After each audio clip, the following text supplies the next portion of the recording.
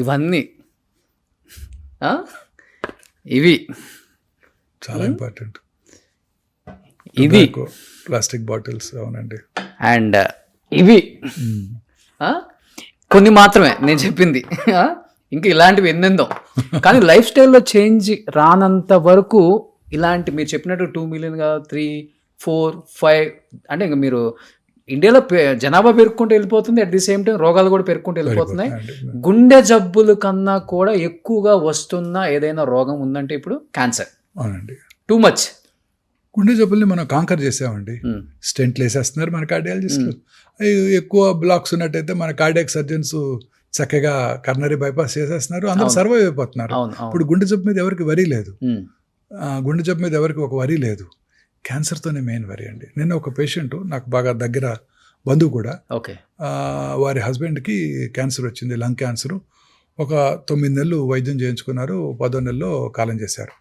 అప్పుడు ఆవిడ ఒకటే వ్యాఖ్యానించింది, ఇవన్నీ ఎందుకు వచ్చింది, ఒక గుండెపోటు వచ్చి పోయినా బాగుండేదే అని. అయ్యా 10 నెలలు కష్టపడ్డాము, 10 నెలలు హాస్పిటల్ చుట్టూ తిరిగాము, 10 నెలలు పొడిగించుకున్నామన్న ఆనందం కూడా లేదు. 10 నెలలు కూడా ఏదో ఒక థెరపీ ఇస్తున్నారు, ఆ థెరపీ వల్ల కాంప్లికేషన్స్. ఇది ఒక ఎంటైర్ ఫ్యామిలీకి ఒక మానసిక క్షోభ. పనిచేసే వాళ్ళు అయితే వాళ్ళ ఉద్యోగం పోతుంది, వాళ్ళ వర్క్ ఉండదు. దాంతోపాటు ఫ్యామిలీ మెంబర్స్ అందరూ కూడా మిగతా వర్క్స్ అన్ని మానుకొని ఈ పేషెంట్కి అటెండ్ అవ్వాల్సి ఉంటుంది. కానీ క్యాన్సర్ అంటే మరణ శిక్షలా ఫీల్ అవటమేనా సార్? ఇంకేమైనా బెటర్ ట్రీట్మెంట్స్ ఉన్నాయా? రకరకాల క్యాన్సర్స్కి ఇప్పుడు కొత్త చికిత్సా విధానాలు అందుబాటులోకి వచ్చాయండి. ముఖ్యంగా అర్లీగా మనం క్యాన్సర్ని డయాగ్నోస్ చేసినట్టయితే ఖచ్చితంగా క్యూర్ చేయవచ్చు. మీరే చూసారు కదా, చాలామంది ప్రముఖులు అర్లీగా డయాగ్నోస్ చేసుకొని క్యూర్ అయ్యారు.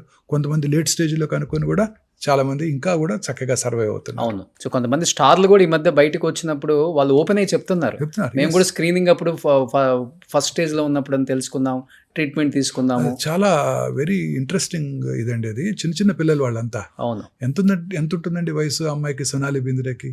When she was diagnose hardly 35. చిన్న యంగ్ లేడీ, జస్ట్ అప్పుడే మ్యారేజ్ అయ్యి ఒక చైల్డ్ కలిగి. కానీ ఎంత ధైర్యంగా అమ్మాయి క్యాన్సర్ని ఫేస్ చేసిందండి. అవును. 2 చేతులు అయితే నమస్కారం పెట్టాలనిపిస్తుంది. మీరే సర్జరీ చేశారా సార్? లేదు. ఆమె ఇప్పటికీ కూడా క్యాన్సర్ని క్యూర్ అయ్యి చక్కగా టీవీ ముందు కూర్చొని మన అందరినీ ఎంటర్టైన్ చేస్తున్నారు. ఎంత ధైర్యం ఉండాలండి. ఆమె కాదు, మనీషా కొయిరాలా, చాలామంది మన సామాన్య ప్రజల క్యాన్సర్ వచ్చింది, నాకు జుట్టు ఊడిపోద్దా, మా పక్కింటాలో తెలుస్తుంది, మా ఎదురింటాలో తెలుస్తుంది, మా అబ్బాయికి తెలుస్తుంది, మా అబ్బాయి అమెరికాలో ఉన్నాడు, వాడు బాధపడతాడు, ఇట్లా రకరకాలుగా ఫీల్ అవుతుంటారు. బట్ ఎంత పర్సెంటేజ్ ఆఫ్ రేషియో ఉంది సార్? అంటే మీరు అన్నారు కదా, ఒక సోనాలి బింద్రే గారిని, ఒక మనీషా కొయిరాలా గారిని ఎగ్జాంపుల్గా తీసుకున్నారు. డెఫినెట్గా అంటే వాళ్ళు ఎన్ని కోట్లైనా కానీ మేము భరిస్తాం, ప్రాబ్లం ఏం లేదు. అవసరమైతే ఇప్పుడు ఏమైందంటే సార్, ఇంతకు ముందు క్యాన్సర్ వచ్చింది అంటే బెటర్ ట్రీట్మెంట్ కోసం విదేశాలకు వెళ్ళిపోయేవాళ్ళు. ఇప్పుడు అలాంటి విదేశాల్లో దొరికే ట్రీట్మెంట్ మన ఇండియాలో, మన హైదరాబాద్లో కూడా ఉంది కదా. అవునండి, హైదరాబాద్లో అందుబాటులో ఉంది, మన కరీంనగర్లో అందుబాటులో ఉంది, గుడివాడలో కూడా అందుబాటులో ఉంది. ఇప్పుడు అన్ని రకాల మందులు భారతదేశంలో మనకి అన్ని చక్కగా అన్ని అందుబాటులో ఉన్నాయి. ఓకే. అన్ని కొన్ని రకాల మెడిసిన్స్, ఉదాహరణకి పేటెంటెడ్ మాలిక్యూల్స్, అంటే ఈ మధ్య కనుగొనబడినవి. మన గవర్నమెంట్, ఇండియన్ యూనియన్, మనం we are signatory to the GATT treaty. అంటే ఏంటంటే international intellectual property rights. So ఒక మెడిసిన్ కొత్తగా కనుగొనబడింది అనుకోండి, అది మన దేశంలో తయారు చేయలేము 10 ఏళ్ల పాటో 15 ఏళ్ల పాటో, వాళ్ళ పేటెంట్ లాస్ ఉన్నంత వరకు. సో అప్పటి వరకు ఆ మెడిసిన్ కొంచెం ఎక్స్పెన్సివ్గా ఉంటుంది. ఎందుకంటే వాళ్ళు ఇన్నోవేటర్ మాలిక్యూల్ వాళ్ళు యూకే నుంచో, యూఎస్ నుంచో, స్విట్జర్లాండ్ నుంచో ఇంపోర్ట్ చేసుకొని మన దేశంలో అమ్ముతుంటారు. సో వాళ్ళ ప్రైస్ని వాళ్ళు పెట్టుకోగలరు. ఎందుకంటే they spend a lot of money, huge money, billions of dollars on research చేసి, క్లినికల్ ట్రయల్స్ చేసి ఆ మందు మన దగ్గరికి తీసుకొచ్చి అది యూస్ఫుల్గా ఉండేటట్టు చేయడానికి కొన్ని వందల కోట్ల రూపాయలు ఖర్చు పెట్టారు. సో అందుకని పేటెంట్ లాస్ అని ఉన్నాయి. ఆ పేటెంట్ లాస్ ఎక్స్పైర్ అయ్యే వరకు ఆ మెడిసిన్ మనం తయారు చేయకూడదు.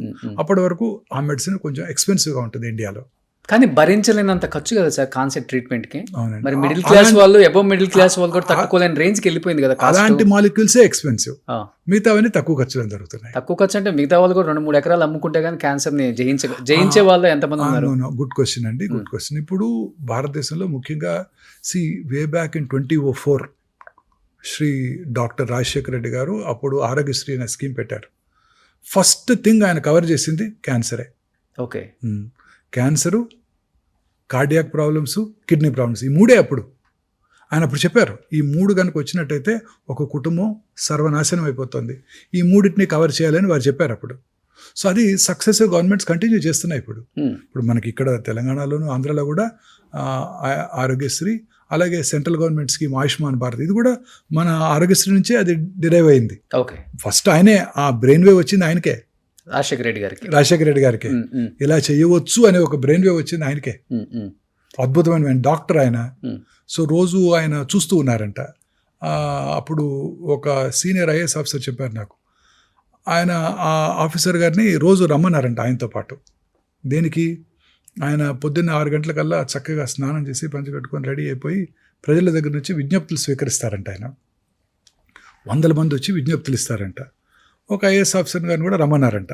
ఆయన కూడా వచ్చారంట. 6 రోజులు ఆయనతో పాటు వచ్చి విజ్ఞప్తులు స్వీకరించేదాకా ఆయనతో ఉండి ఆయన ఇంట్లోకి వెళ్ళిపోయేవారు, ఈయన ఆఫీస్కి వెళ్ళిపోయారు.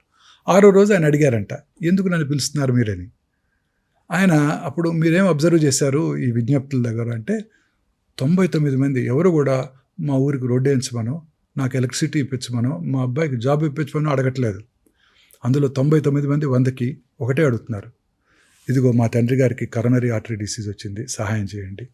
ఇదిగో మా అక్కగారికి క్యాన్సర్ వచ్చింది, సహాయం చేయండి. కిడ్నీ ఫెయిల్యూర్ అయింది, సహాయం చేయండి. ఇవే కారణాలు, ఈ 3.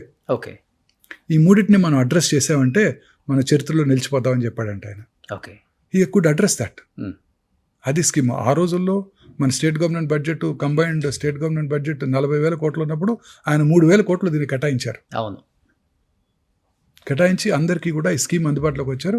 ఇదే స్ఫూర్తిగా తీసుకొని భారతదేశంలో అన్ని రాష్ట్రాలు, ఇప్పుడు యూనియన్ గవర్నమెంట్ కూడా ఓకే ఆయుష్మాన్ భారత్ని పెట్టారు. బట్ మీలాంటి ప్రముఖులను పిలిచి మాట్లాడటం జరిగిందా సార్? అందరితో మాట్లాడారు ఆయన, అందరితో మాట్లాడారు. ఓకే. అందరితో మాట్లాడారు. అంటే ఆయన మాట్లాడలేరు, ఆయన పెద్ద ఆయన.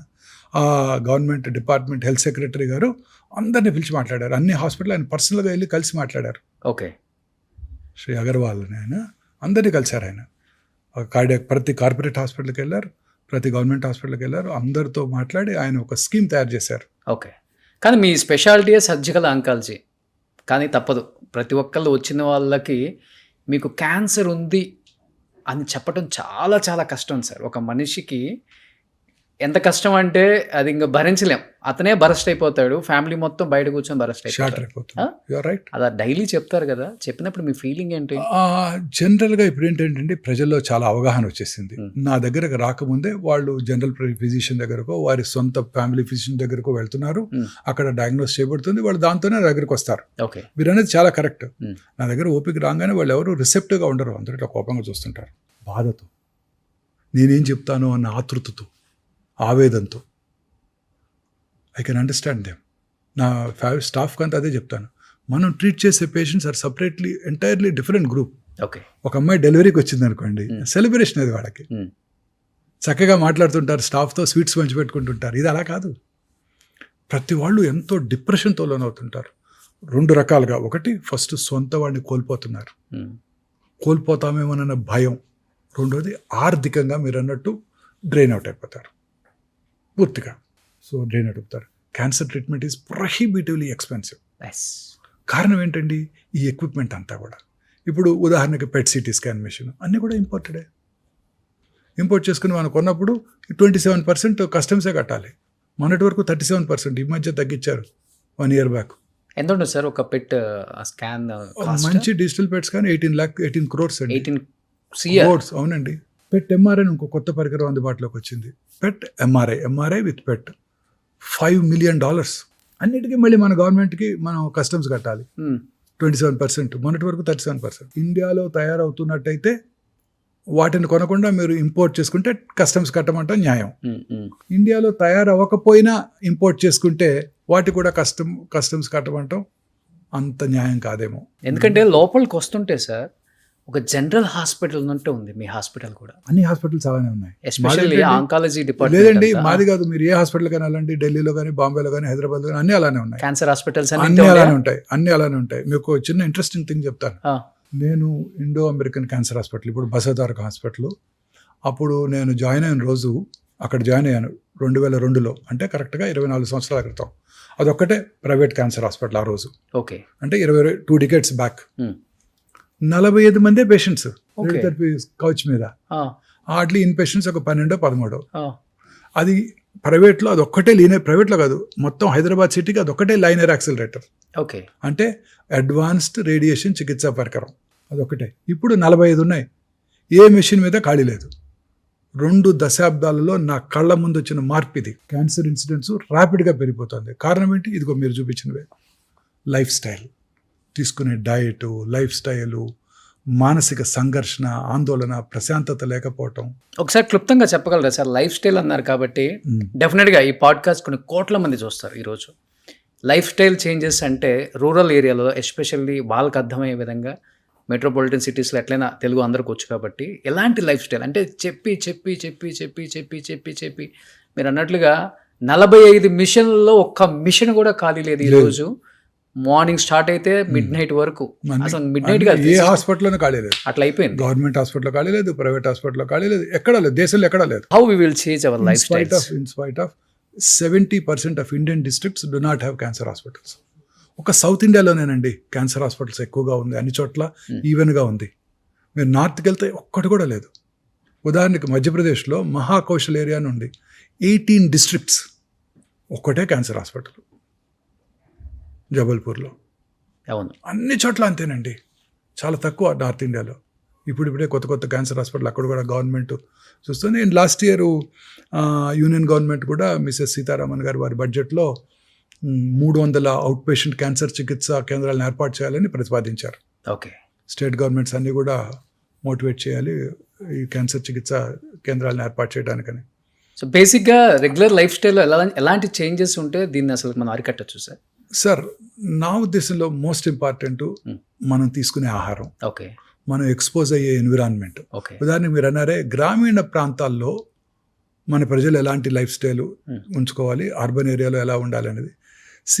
గ్రామీణ ప్రాంతాల్లో ఇప్పటికీ కూడా క్యాన్సర్ ఇన్సిడెంట్స్ చాలా తక్కువగా ఉందండి. అర్బన్ ఏరియాస్తో పోల్చినట్టయితే మన భారతదేశంలోని గ్రామీణ ప్రాంతాల్లో కొత్త క్యాన్సర్ కేసుల సంఖ్య పెద్దగా పెరగలేదు. అర్బన్ ఏరియాస్లో మాత్రం ర్యాపిడ్గా పెరిగిపోయింది. అంటే ఈ అర్బనైజేషన్ అనేది ఒక ముఖ్యమైన లైఫ్ స్టైల్ చేంజ్. మనం తీసుకునే ఆహారం, processed foods, red meat, frozen meat. మీరు చూస్తున్నారు కదా రోజు FSSAI ఏదో అంటారు, వాళ్ళు సర్వే చేస్తే అన్ని చోట్ల కూడా కల్తీ కలిగినవే ఉంటున్నాయి. రకరకాల క్రిమిసంహారక మందులు వాడుతున్నారు, రకరకాల ఫెర్టిలైజర్స్ వాడుతున్నారు, రకరకాల కలర్స్ వాడుతున్నారు. మీరు ఇప్పుడు ఆ చికెన్ మంచూరియా అన్నింటినీ కర్ణాటకలో బ్యాన్ చేశారు. అవునండి, బ్యాన్ చేశారు. మనం వాడే ఆఖరికి మనం తినే పీచు మిఠాయికి వేసే రంగుతో సహా, చిన్నప్పుడు తిన్నారు కదా స్కూల్ దగ్గర పీచు మిఠాయి, ఆ పీచు మిఠాయికి వేసే రంగుతో సహా అనేక రకరకాల ఆహార పదార్థాలని మనం ఇప్పుడు ఉదాహరణకి మన మ్యాంగోస్ని ప్రపంచంలో ఎవరు తీసుకోవట్లా. మన మ్యాంగోసే 70% రకరకాల మ్యాంగో పేర్లున్నా మీరు ఒక్కటి తెలుసుకోవాల్సింది ఏంటంటే 70% ఆఫ్ ఎక్స్పోర్ట్ చేసే మ్యాంగోస్ ఓన్లీ ఆంధ్రప్రదేశ్ నుంచే జరుగుతుంది ఇప్పటికీ కూడా. మహారాష్ట్రలో అల్ఫోన్స్ ఏవో పేర్లు ఉన్నాయి, ఉత్తరప్రదేశ్లో అవన్నీ తక్కువ. ప్రొడక్షన్ మనకే ఎక్కువ, తెలుగు రాష్ట్రాల్లోనే ఎక్కువ, అందులో ఆంధ్రప్రదేశ్లో ఎక్కువ. ఉలవపాడు మంచి ఫేమస్, అన్ని ఉలవపాడు, నూజివీడు అన్నీ ఫేమసే. బట్ ఈ సంవత్సరం జపాన్ తీసుకోలేదు, ఆఖరికి నేపాల్ కూడా మన మ్యాంగోస్ని ఇంపోర్ట్ చేసుకోవడానికి ఒప్పుకోలేదు. ఎందుకంటే మన దగ్గర క్యాన్సర్ ఎక్కువ, క్రిమిసంహారక మందులు, ఫెర్టిలైజర్స్ వాడుతున్నారు, రకరకాల పొల్యూషన్ ఫెర్టిలైజర్స్ అన్నీ వీటి వల్ల తీసుకోవట్లేదు.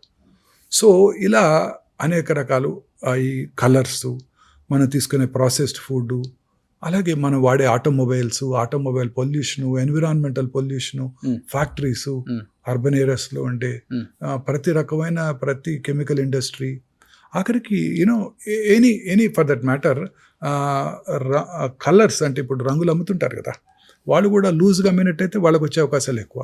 ఓకే, డై చేసే బార్బర్స్ ఉంటారు, రోజుకు ఒక 20 మందికి డై చేస్తున్నాడు అనుకోండి, అతనికి వచ్చే అవకాశాలు ఎక్కువ. డై వేయించుకునేవాడి కన్నా వేసేవాడికే ఎక్కువ, ఎందుకంటే ఎక్కువ మందికి వేస్తాడు కదా. మీరు డై ఎప్పుడు వేసుకుంటారు?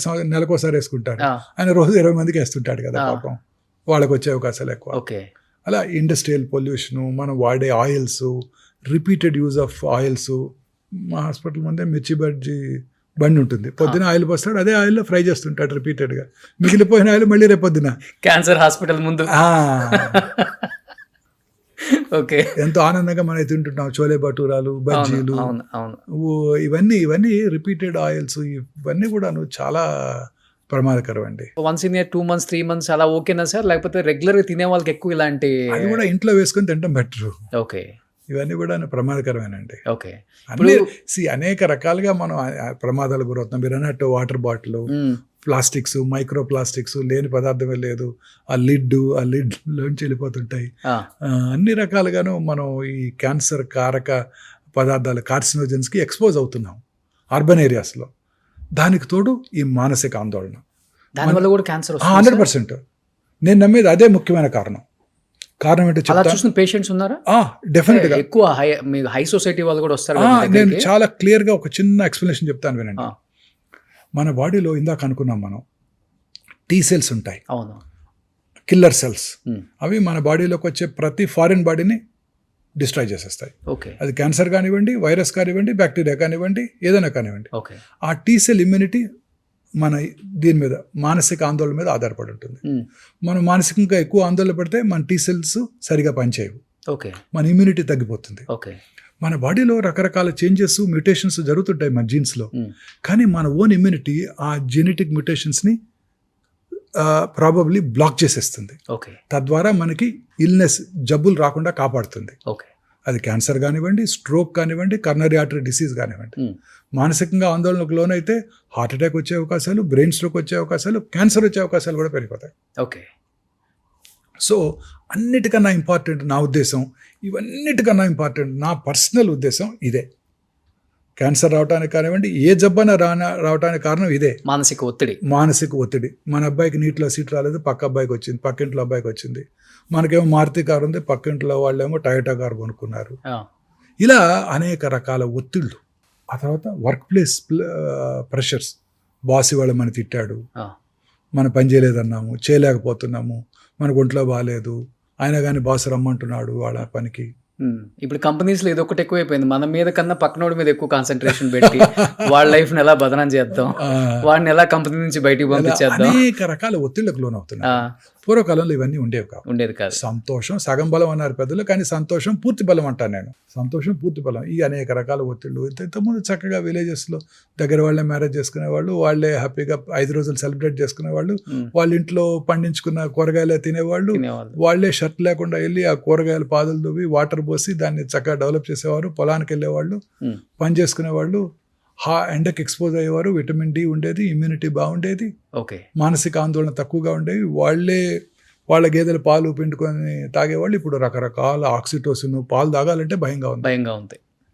నిజంగా నేను వెజిటేరియన్గా మారాను 30 ఏళ్ళ క్రితం.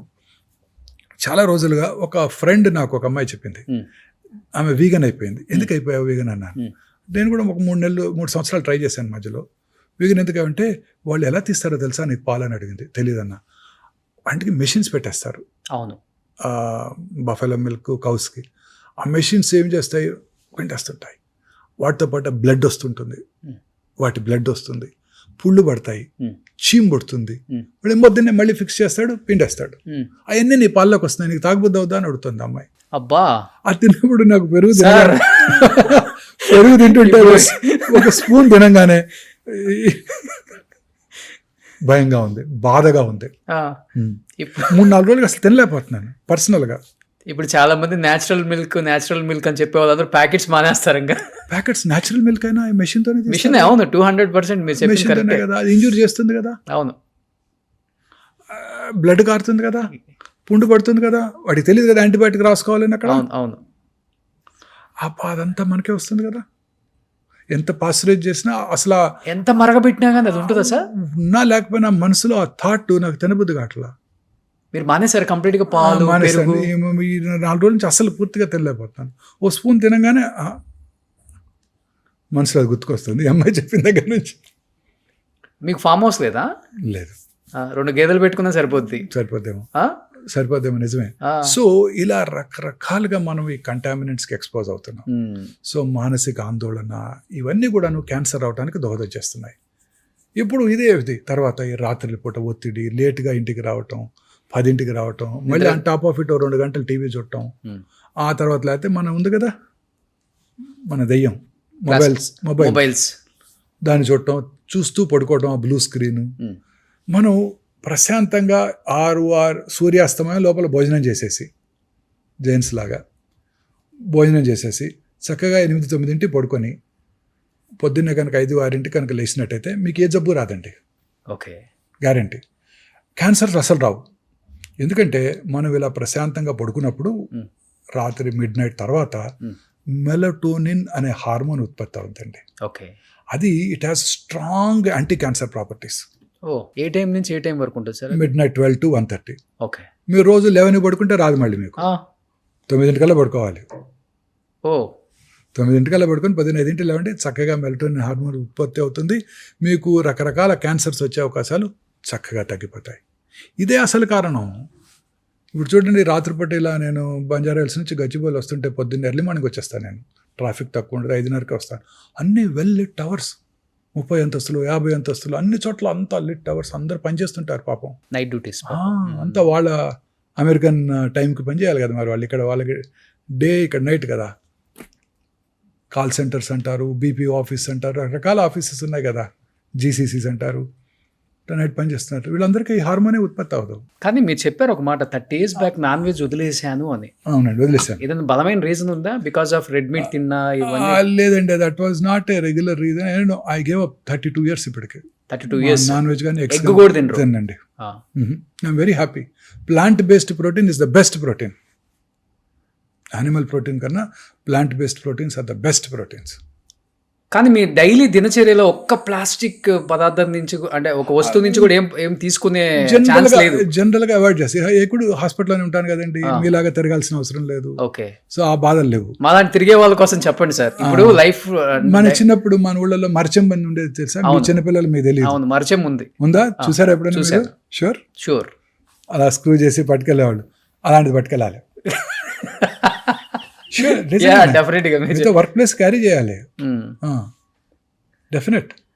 రాగి మర్చంతో వాటర్ తాగండి. సో లక్కీగా నేను ఒక చోటే పని చేసుకుంటాను, నాకు అన్ని పక్కనే ఉంటాయి కాబట్టి నాకు అవసరం లేదు. బట్ మిగతా వాళ్ళు పని చేసుకునే వాళ్ళందరికీ అవసరమే కదా. ఇప్పుడు మనతో మీతో పాటు వచ్చారు మీ స్టూడియోకి, ఇక్కడికి అందరూ పాపం పొద్దున్న ఎప్పుడో బయలుదేరుతారు, వాటర్ తాగాలి, క్యారీ చేయలేరు, బైక్ మీద వస్తారు పాపం. ఇప్పుడు నేను వచ్చిన దగ్గర నుంచి ఒక 1 hour అయింది.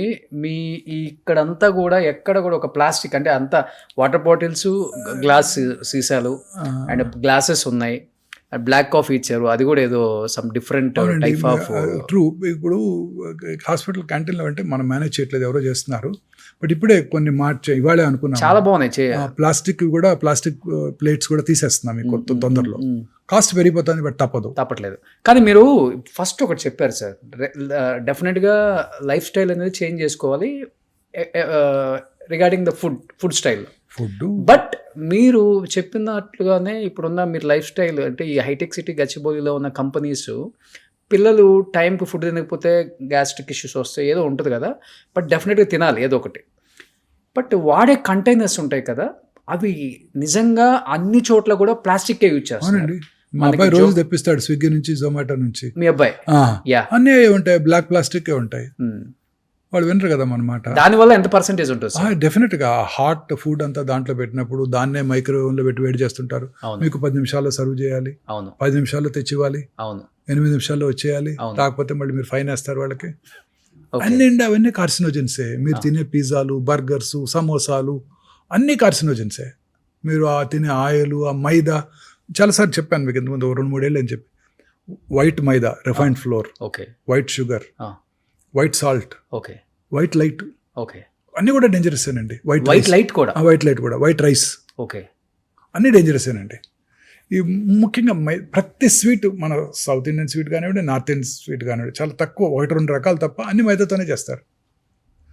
ప్రతి పేస్ట్రీ మైదాతోనే చేస్తారు. ప్రతి బేకరీ ఐటమ్ మైదాతో చేస్తారు. ఆ బిస్కెట్స్ అండి, మీరు తినే కరాచీ బిస్కెట్స్ కానివ్వండి, చాలా హై హీట్లో దాన్ని వేడి చేసి ప్యూర్ షుగర్ మనకు వచ్చేస్తుంది. అవి డేంజరస్. ప్యూర్ రోగం మన ఒంట్లో పంపించేస్తున్నారు కార్సినోజన్స్ అన్నిటిని. కానీ ఇప్పుడు విలేజెస్ లో ఇవన్నీ లేవు లక్కీగా. ఈ పేస్ట్రీలు, పిజ్జాలు, బర్గర్లు ఇవన్నీ లేవు, అదృష్టవంతులు. సో ఇప్పుడు వాటర్ బాటిల్స్ కార్లో పెడతాం కదా సార్, కారు ఒక 1 hour బయట ఎండకుంటుంది, మనం లోపలికి వచ్చి షూట్ చేస్తున్నాం అంటే, లేకపోతే ఆఫీస్కి వెళ్ళి వస్తున్నాం. ఆ 1 hour లో ఆ వాటర్ అనేది కొంచెం ఆ బాటిల్లో వేడి ఉండొచ్చు, వేడి ఉంటుంది. నానో పార్టికల్స్ వాటర్ లోకి వస్తాయి, వాటర్ చక్కగా మనం ఇంజెస్ట్ చేస్తున్నాం. 2 things అండి, మనం జీవితాంతం మీరు 2 words వినబోతున్నారండి. ఇంకా మీరు చాలా హెల్త్ టాక్స్ చేస్తుంటారు, 100 మంది డాక్టర్తో మీరు ఇంటర్వ్యూలు చేస్తుంటారు, మీకున్న ఎక్స్పీరియన్స్ ఉంది. ప్రతి డాక్టర్ ఇక మీ ఫ్యూచర్లో 2 వర్డ్స్ వాడబోతారండి. ఒకటి ఇన్ఫ్లమేషన్, దానికి తెలుగు వర్డ్ కరెక్ట్గా లేదు, దానికి తెలుగే మనమే చేసి వాపు అంటున్నాం, కానీ దానికి తెలుగు వర్డ్ కరెక్ట్గా లేదు. రెండోది గట్ మైక్రోబియం, అంటే మన పేగుల్లో ఉండే బ్యాక్టీరియా. ఓకే, మన పేగుల్లో ఉండే బ్యాక్టీరియా కనుక సక్రమంగా ఉన్నట్టయితే మనకి అన్ని రకాల జబ్బులు వచ్చే అవకాశాలు తగ్గిపోతాయి. బ్రెయిన్ స్ట్రోక్ రాదు, కర్నరీ ఆర్టరీ డిసీజ్ రాదు, ఆర్థరైటిస్ రాదు, రొమటాయిడ్ ప్రాబ్లమ్స్ రావు, క్యాన్సర్ కూడా రాదు. ఓకే, అంతటికి ఇదే కారణం, మనం తినేదే కారణం. రోజు ఇప్పుడు చాలా మంది ఎంఫసైజ్ చేస్తున్నారు ఫెర్మెంటెడ్ ఫుడ్స్. మన పాతకాలంలో మన పెద్దలంతా ఏం తినేవారు? Fermented foods. సమ్మర్ వచ్చిందంటే మా చిన్నప్పుడు మా అమ్మగారు కూడా రాత్రిపూట అన్నం తోడేసి పాలలో పొద్దున్నే ఉల్లిపాయ పెట్టి తినమనేవారు బ్రేక్ఫాస్ట్. నేను హైదరాబాద్ వచ్చిన కొత్తలో ఎర్లీ మార్నింగ్ సర్జరీలు చేసేవాడిని. పొద్దున్న 5 గంటలకు ఏదో ఒక నర్సింగ్ హోమ్కి వెళ్ళి సర్జరీ చేసేవాడిని. రాత్రిపూట అన్నం తోడేసుకొని పొద్దున్నే దాన్ని క్యారీ చేసుకుని వెళ్ళిపోయేవాడిని. సర్జరీ అయ్యాక 7:30-8 సర్జరీ అయ్యాక తినేసేసి 8 మన వర్క్ ప్లేస్కి వెళ్ళిపోయేవాళ్ళం. మళ్ళీ వెనక్కి రాలేం కదా ఇంటికి. హైదరాబాద్ ఎక్కడ రాగలం? Okay okay. So Mohan Vamshi garu మీరు చక్కగా సద్దన్నం అదే రాత్రి అన్నం తోడేసి పెట్టేది ఆవిడ. చక్కగా పాలేసి తోడేస్తే పొద్దున్నే పెరుగు అయిపోయేది. ఓకే, ఒక స్పూను కొంచెం లెమన్ పిక్కలు వేసుకొని తినేవాళ్ళం. ఓకే, తమిళనాడులో ఇది వెరీ ఫేమస్, తైరు సాదం అంటాం. అవును, అక్కడ పెరిగా నేను 15 ఏళ్ళు. మీరు ఒకటి చెప్పారు, ఫస్ట్ లైఫ్ స్టైల్లో చేంజెస్, ఇంకొకటి ఫుడ్ డెఫినెట్ గా ప్లాస్టిక్ లో ఆపలేము. Gut microwave. రెండో వర్డ్ ఇన్ఫ్లమేషన్. ఇది రకరకాల ఇన్ఫ్లమేటరీ సబ్స్టెన్సెస్. చాలా. ఇప్పుడు మీరు నాకు గుర్తుంది, నా చిన్నప్పుడు నేను కూడా రిఫైన్డ్ ఆయిల్ తీసుకుంటే అందులో ఫ్యాట్ తక్కువ ఉంటుంది, ఆ రిఫైన్డ్ ఆయిల్ వాడితే మనం హెల్తీగా ఉంటాం, మన హార్ట్ బాగుంటుందని అనేక రకాల అడ్వర్టైజ్మెంట్స్ మన చిన్నప్పటి నుంచి చూస్తాం. మీ చిన్నప్పుడు కూడా చూసారు ఇవన్నీ టీవీలో రోజు. Sunflower oil, refined sunflower oil clear గా ఉంటుంది ఆయిల్ చూపించేవాళ్ళు, కానీ అవన్నీ కూడా ఇన్ఫ్లమేషన్ కలిగిస్తాయి. బట్ ఎలాంటి ఆయిల్స్ వాడితే మంచిది అంటారు? మనం ఇప్పుడు చెప్తున్నారు కదా, మన కార్డియాలజిస్ట్ గానుగ నూనె. ఓకే, ఇప్పుడు ఏమంటారు దాన్ని, అన్ని రకరకాల కోల్డ్ ప్రెస్డ్ ఆయిల్స్ అని అడ్వర్టైజ్మెంట్ చేస్తున్నారే గూగుల్లో రోజు. అది they don't cause inflammation. Inflammatory substances ప్రతి మనం తినే ఆహారం అంతా కూడా ఇన్ఫ్లమేషనే. నాకు ఇంకా గుర్తుంది, ఒక 10 ఏళ్ల క్రితం ఒక లెక్చర్కి వెళ్ళాను. నేను లెక్చర్ ఇవ్వడానికి వెళ్ళాను అమలాపురం. వెళ్తే అక్కడ ఒక పీడియాట్రిషియన్ ఆయిల్స్ గురించి ఆయన లెక్చర్ ఇస్తూ కెనాలో ఆయిల్ వాడండి అని చెప్పారు. ఓకే, అందులో అంతా కూడా omega-3 ఫ్యాటీ యాసిడ్స్ ఉంటాయి, they are very useful for you అన్నాడు. ఇంకొక 3 ఏళ్ళ తర్వాత చూస్తే canola oil is a poison అన్నారు. ఏంటంటే అది purely refined oil. Okay, inflammation కలిగిస్తుంది. సో మనం ఎప్పుడైతే నేచర్తో ఫైట్ చేస్తున్నామో, నేచర్ ఏంటి, చక్కగా మంచి ఆయిల్స్ ఇస్తుంది, మనం దాన్ని రిఫైన్ చేసి తీసుకుంటున్నాం, అది పాయిజన్. నేచర్తో ఫైట్ చేస్తున్నాం, మన బాడీని మనం ఫైట్ చేస్తున్నాం నేచర్తో. పొద్దున్నే ఎండకి ఎక్స్పోజ్ అవ్వాలి, పొద్దున్నే లేవాలి. పొద్దున్నే 10 గంటల లేవటం కాదు, పొద్దున్నే లేవాలి. ఎర్లీ మార్నింగ్ 6 గంటలకు లేస్తాను సార్. నేను కరెక్ట్గా ఎవ్రీడే మార్నింగ్ 5కి లేస్తాను. 6 గంటలకు లేచి 7 కిలోమీటర్లు వాక్ చేస్తాను. వెరీ గుడ్, మంచిది. పొద్దున్న లేచి సూర్య నమస్కారాలు చేయండి. అలాంటి సూర్య నమస్కారాలు అంటే ఏమిటి? Exposing your self to sunlight. మన పెద్దలు ఏది చేసినా మన మంచి కోసమే చేశారు. గాయత్రి మంత్రం చదవమన్నారు పొద్దున్నే సూర్యుని చూస్తూ. ఎందుకు? అలా అన్న ఎక్స్పోజ్ అవుతామని. మంత్రం అనేది ఏది కాదు, అందులో మంత్రం అంతా కూడా ఇదే ఉంటుంది, ఆ మంత్రం యొక్క అర్థం కూడా అదే. బట్ బాడీ ఇచ్చే సిగ్నల్ ఏంటి సార్? క్యాన్సర్ వచ్చింది నీకు అనే దానికి సిగ్నల్ ఏమిస్తుంది అసలు బాడీ? బేసికలీ వచ్చిన లొకేషన్ బట్టి మారిపోతుంటుంది. ఉదాహరణ, కొన్ని రకాల క్యాన్సర్స్ సిమ్టమ్సే ఉండవు. Let's silent killers, ovarian cancer, ఏమి సిమ్టమ్స్ ఉండవు. పొట్టలో పెరుగుతుంటుంది, సిమ్టమే కలగదు. బాగా ఉబ్బిపోయి వచ్చినాకే డాక్టర్ దగ్గరికి వస్తుంటారు. లావ్ అవుతున్నాను, కొంతమంది ఎక్సర్సైజ్ కూడా చేస్తుంటారు, పొట్ట పెరుగుతుందని, లోపల క్యాన్సర్ ఉందని తెలియదు. సో చాలా సార్లు ఇది ఎసిమ్టమాటిక్. ఓకే, కానీ మన బాడీలో ఎక్కడైనా మానని పుండు ఉందనుకోండి, నాలుగు మీద కానివ్వండి, ఎక్కడైనా ముక్కులో కానివ్వండి, ఎక్కడైనా కానీ మానని పుండు చిన్నదైనా ఏ పుండు వచ్చినా తగ్గిపోవాలి. కొన్నాళ్ళలో 5-6 రోజుల్లో తగ్గిపోవాలి. తగ్గకుండా అలానే పెరుగుతోంది, నొప్పి లేదు అంటే ప్రమాదకరం. పెరుగుతున్న గడ్డ ఎక్కడైనా కానీ, సాఫ్ట్ టిష్యూ ట్యూమరు, పొట్ట ఇక్కడ కానీ, బ్రెస్ట్లో కానీ, ఎక్కడైనా కానీ పెరుగుతున్న గడ్డ క్రమం తప్పకుండా పెరుగుతోంది. సైజ్ అలానే ఉంటే డేంజర్ కాకపోవచ్చు. సో మీరు చెప్పినట్లుగా చిన్న చిన్న పుండు ఎక్కడన్నా ఉండి యాంటీబయోటిక్ వేసుకొని తగ్గితే ఓకే, తగ్గకపోయిందంటే డాక్టర్ దగ్గరికి వెళ్ళి చూపించుకోవాలి. ఓకే, సో ఇది సిగ్నల్. అలా రకరకాల క్యాన్సర్స్కి రకరకాల సింప్టమ్స్ ఉంటాయి. ఉదాహరణకి గ్యాస్ట్రిక్ క్యాన్సర్, తినబుద్ధి కాదు, డైనింగ్ టేబుల్ దగ్గరికి వెళ్తారు, వెనక్కి తిరిగి వస్తారు. రోజు పొద్దున్నే మీరు 4 ఇడ్లీలు తింటున్నారు, 2 ఇడ్లీలు తినగానే పొట్ట ఫుల్ అయినట్టు ఉంటుంది, అది అర్లీ గాస్ట్రిక్ క్యాన్సర్కి సిగ్నల్ కావచ్చు. ఓకే, బట్ సార్ ఇప్పుడు స్క్రీనింగ్ చాలా ఇంపార్టెంట్. ఏ ఏజ్లో స్క్రీనింగ్ చేయించుకుంటే మంచిది సార్? అండ్ ఆడవాళ్ళు చేయించుకోవాల్సిన టెస్ట్లు ఏంటి, మగవాళ్ళు చేయించుకోవాల్సిన క్యాన్సర్ టెస్ట్లు ఏంటి అసలుకి? క్వైట్ కాంట్రవర్షియల్ ఇది స్క్రీనింగ్ అనేది. స్క్రీనింగ్ వల్ల డెఫినెట్లీ బెనిఫిషియల్గా ఉంటుంది. ఉదాహరణకు మగవాళ్ళలో జనరల్గా 50 ఏళ్ళు వచ్చాక పిఎస్ఏ అనే ఒక సింపుల్ బ్లడ్ టెస్ట్ చేయించుకుంటే మనం ప్రాస్టేట్ క్యాన్సర్ని గుర్తించగలుగుతాం. ఓకే. అంతే తప్ప మిగతా క్యాన్సర్స్ని గుర్తించడానికి మనకి మార్గాలు లేవు. మొన్న మధ్యనే మిస్టర్ బిల్ గేట్స్ ఓకే మన జెరోదా CEO నిఖిల్ కామత్తో ఒక ఇంటర్వ్యూ చేశారు, పాడ్కాస్ట్ చేశారు. ఆయన నిఖిల్ కామత్ గారు ఎలాన్ మస్క్తో చేశారు, మిస్టర్ మోడీ గారితో కూడా చేశారు. చూశారు కదా. ఈ బిల్ గేట్స్ అని ఒక క్వశ్చన్ అడిగారు, మీ ఆరోగ్యాన్ని ఎలా కాపాడుకుంటావు, మా యంగ్ ఆంటర్ప్రినర్స్కి నువ్వేం సలహా ఇస్తావని. ఆయన ఒకటి చెప్పాడు, నేను రెగ్యులర్గా చెక్ చేసుకుంటాను, స్క్రీనింగ్ చేసుకుంటాను, దానివల్ల నష్టం లేదు. రెగ్యులర్గా వైటమిన్స్ తీసుకుంటాను, దానివల్ల కూడా డౌన్ సైడ్ లేదు అసలు. మూడోది, ఇక ఇది ఒక్కటే క్యాన్సర్ వ్యాధి ఒకటే నాకు భయం కలిగిస్తుంది. దీన్ని పట్టుకోవడానికి ముందుగానే ఒక జెనెటిక్ టెస్టింగ్ చేయించుకుంటున్నాను నేను. ఆ టెస్ట్ అమెరికాలో ఇన్సూరెన్స్ కంపెనీలు కవర్ చేస్తున్నాయి, అన్ఫార్చునేట్లీ ఇండియాలో కవర్ చేయట్లేదు. ఆ టెస్ట్ కనుక చేయించుకుంటే ఈ ట్రెడిషనల్ డయాగ్నోస్టిక్ టెస్ట్ పట్టుకోవడానికి way before you will diagnose this test అని వారు చెప్పడం జరిగింది. అది ఇప్పుడు హైదరాబాద్లో హెల్త్ సెంట్రిక్ అనే కంపెనీ అందుబాటులోకి తీసుకొచ్చింది. అది ముందుగానే మనం స్క్రీన్ చేసుకుంటే నెక్స్ట్ ఫ్యూ ఇయర్స్లో నీకు క్యాన్సర్ వచ్చే అవకాశాలు ఉన్నాయో లేవో ముందే తెలిసిపోతాయి. అవునా? ఎన్ని ఇయర్స్ ముందు తెలిసిపోతుంది సార్? అలా అని చెప్పలేం, కానీ తప్పనిసరిగా ఒక 77 క్యాన్సర్స్ని పట్టేయగలదు. ఎన్ని ఇయర్స్ అంటే ఇప్పుడు ఫర్ ఎగ్జాంపుల్ అది బాడీలో స్క్రీన్ చేసి 2-3 సంవత్సరాల్లో నీకు క్యాన్సర్ వస్తుందని చెప్పగలదు. అర్రే బెస్ట్ కదా అది. బెస్ట్. అప్పుడు మనం ఏం చేస్తాము, ఇవాళే ఒక జెంటిల్మెన్ చూశాను, ఆ టెస్ట్ చేయించుకొని నా దగ్గరికి వచ్చాడు. అమెరికాలో చేయించుకున్నారు, ఇక్కడే చేయించుకున్నారు, మన దగ్గర ఉంది. మన దగ్గర ఓకే. ఎంత ఉంటుంది cost? Around it cost about 80 to 1,80,000 దాకా ఉంది. ఓకే. ఆయనకి కోలన్ క్యాన్సర్ వచ్చే అవకాశం ఉందని రాసిచ్చారు. సో అప్పుడు ఏం చెప్పాము, మనకి రెగ్యులర్గా చిన్న simple test, stool occult blood testing. Okay. 3 నెలలకు ఒకసారి బ్లడ్ టెస్ట్, స్టూల్ టెస్ట్ చేద్దాం. తర్వాత ఒక మార్కర్ ఒకటి ఉంది, రఫ్ అంటే అందరికీ పెరగదు, CE అనే ఒక మార్కరు. ఇంకా మూడోది, చాలా రకాల కోలన్ క్యాన్సర్స్ ఆస్పిరిన్ వాడే వాళ్ళలో తక్కువ ఉంటుంది.